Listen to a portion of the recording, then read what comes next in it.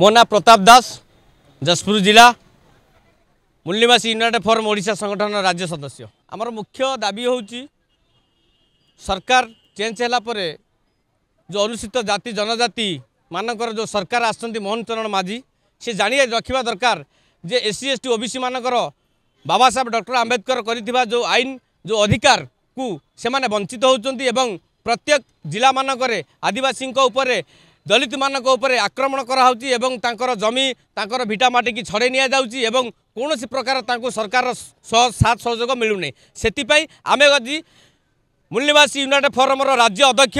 श्रीजुक्त विद्याधर देहुरी को नेतृत्व में आज मूल्यवासी संगठन प्रत्येक जिला कोण अणुकोण ब्लॉक रु विद्याधर सार नेतृत्व में आज आम महान विराट महासमावेश रैली आरंभ कर विधानसभा सम्मुखें आम रैली बाहर करूँ एवं आम दाबीगुड़ी को सरकार को जनईदेवु। सरकार जदि यथाशीघ्र आम दाबीगुड़ी को न चिन्हती आगामी दिन में महासंग्राम आंदोलन हम एवं अनिर्दिष्ट काल आंदोलन को आम भी रखू जदि आम दाबी से पूरण करती। आम 8 गोटी दाबी कराई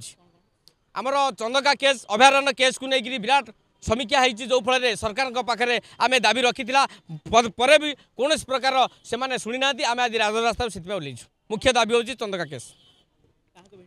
आम आसु मुख्यमंत्री की भेटू दाबी पत्र देवु मूल्यवासी संगठन तरफ आसु राज्य अध्यक्ष श्रीजुक्त विद्याधर देउरी नहीं जी दाबी जदि रक्षा करेंगे भल कथा दाबी न रखले आगामी दिन में आंदोलन महा संकट में पड़ो। जय भीम।